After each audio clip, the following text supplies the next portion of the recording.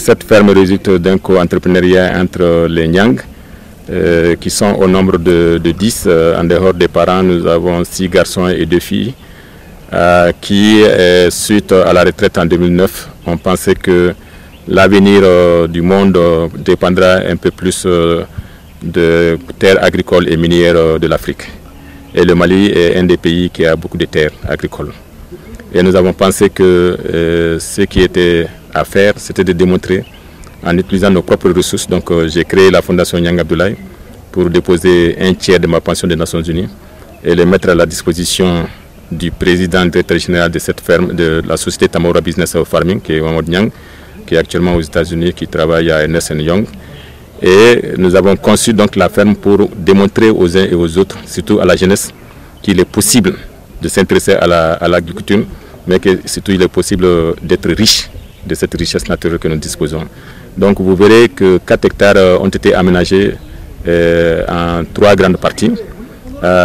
Une partie où on fait le maraîchage à ciel ouvert, mais avec toujours l'agriculture de précision, l'agriculture protégée et la fertilisation intelligente.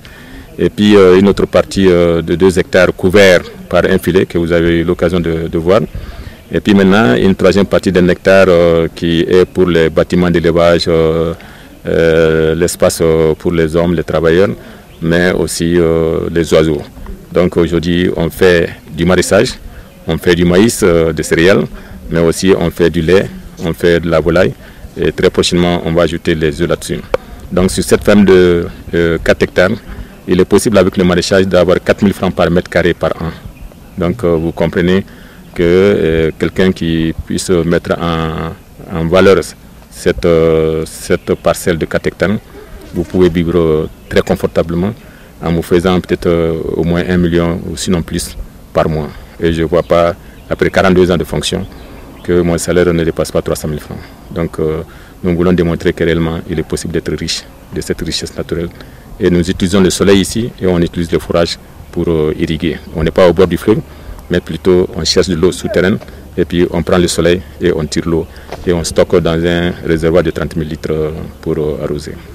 La volaille, on a fait un poulailler moderne basé sur le modèle de Californie.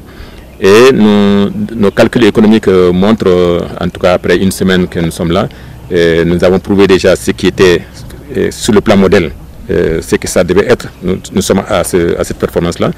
Nous pensons que dans 45 jours, on peut tirer 3 millions nets, plus ou moins, de 220 mètres carrés de construit pour recevoir 1500 oiseaux. Donc, et nous pouvons faire 6 rotations dans l'année.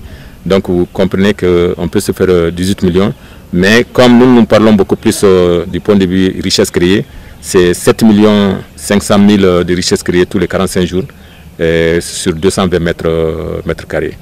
Donc intégrer l'élevage, le maraîchage, la production céréalière, il y a de l'arachide qu'on a planté, il y a du maïs qu'on a planté, si vous les combinez et qu'il y a de l'espace encore pour vous faire 1 ou 2 villas là-dedans, ça veut dire que vous êtes à 15 km de Bamako, vous pouvez vivre très bien.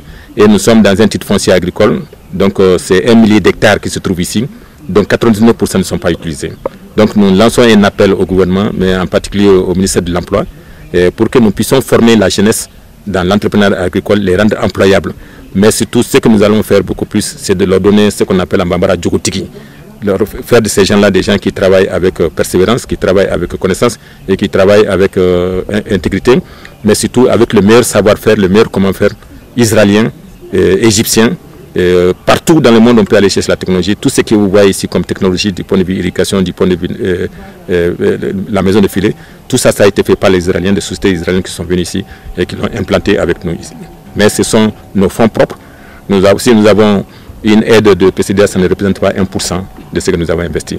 Alors qu'en Israël, une telle entreprise jeune, on pouvait les aider à 30%. Donc ce que nous voulons vraiment qu'ils puissent appuyer le PCDA en particulier, pour que demain, ils puissent promouvoir autant de fermes de cette nature-là en République du Mali.